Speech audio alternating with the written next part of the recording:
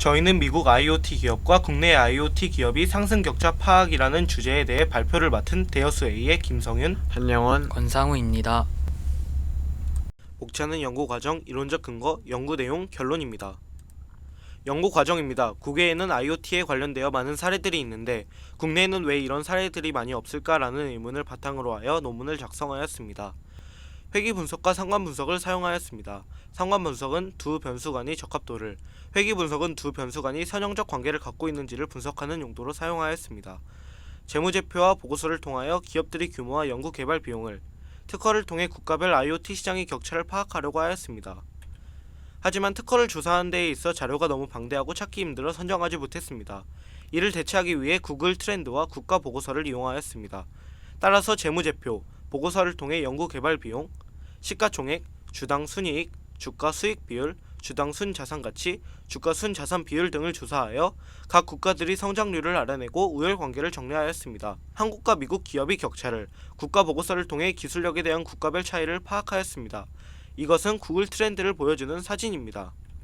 이론적 근거로 넘어가겠습니다. 상관 분석이란 두 변수 간의 어떤 선형적 또는 비선형적 관계를 갖고 있는지를 분석하는 방법입니다. 여기서 상관계수 R값은 X와 Y가 각각 변하는 정도분이 X와 Y가 함께 변하는 정도입니다. 피어슨 상관계수란 두 변수 X와 Y 간의 선형 상관관계를 계량한 수치입니다. 피어슨 상관계수는 플러스 1과 마이너스 1 사이의 값을 가지며 플러스 1은 완벽한 양의 선형 상관관계, 0은 선형 상관관계 없음, 마이너스 1은 완벽한 음의 선형 상관관계를 의미합니다.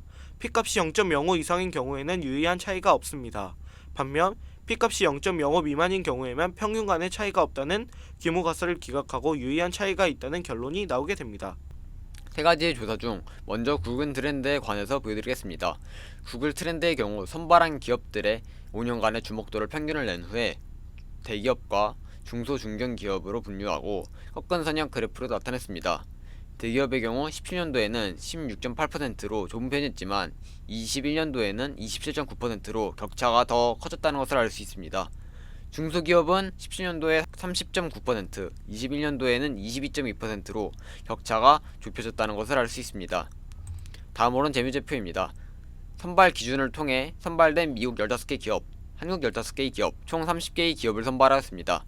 국가별로 선발된 15개의 기업 중 시가총액과 매출액을 기준으로 대기업은 8개, 중소 중견기업은 7개로 분류를 했습니다. 조사는 총 9가지로 진행을 했습니다. 보고서의 PBR표를 보시게 되면 대기업과 중소 중견기업 모두 한국이 우세를 띠고 있어야 하지만 반대로 적혀있는 오류를 발견했습니다. 그래서 PBR 값을 고친 결과로 발표하겠습니다. 대기업의 우세한 값이 미국 6개, 한국 2개로 미국이 압도적으로 우세합니다. 중소 중견기업의 경우 미국 4개, 한국 4개로 비등비등한 결과를 보여주고 있습니다. 총 합으로는 미국 6개, 한국 2개로 미국이 압도적으로 우세하다는 것을 알 수 있었습니다. 이 과정을 뒷받침하는 근거가 필요했던 상관분석과 회귀분석에 대해 설명해 보도록 하겠습니다. 상관분석의 경우 펄을 제외하고 모든 자료들이 유의미하다고 나왔지만 시간관계상 가장 유의미한 자료와 펄 부분에 대해서 설명해 보도록 하겠습니다.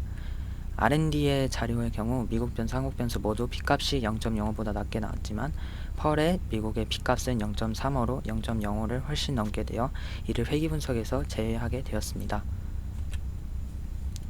회귀분석은 우리가 그래프를 그릴 때 흔히 쓰이는 y는 ax 플러스 b의 식을 사용하게 되는데 a의 값에는 상관계수의 값을 넣고 x의 값에는 한국 변수들의 값을 그리고 b의 값에는 회귀 추정량의 값을 넣어 산점도를 그리게 되었습니다. 앞서 논문을 보시면서 이 회귀식에 플러스 5라는 값이 있는데 이는 수정 과정에서 발생한 오타임을 알려드립니다.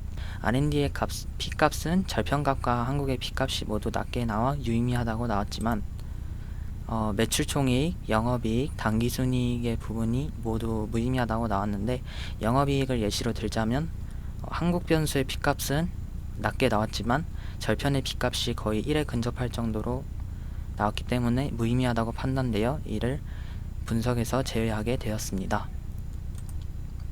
결론입니다. 대기업의 경우에는 성장률이 미국이 한국보다 우세하였지만 특이점으로 꼽힐 점은 한국이 펄값이 높았고 PBR 값이 낮게 되었습니다. 참고로 PER 값이 높을수록 고평가되고 PBR 값이 낮을수록 자산 운용성이 안정적이라는 점을 알려드립니다. 그리고 중소중견 기업에서는 미국의 성장률이 한국보다 낮게 나왔고 PER은 같지만 PBR은 한국의 값이 좀 더 안정적이라는 점을 알 수 있게 되었습니다. 대기업의 관심도 구글 트렌드죠. 격차가 벌어지고 중소중견 기업은 반대로 좁혀지는 현상을 보였습니다.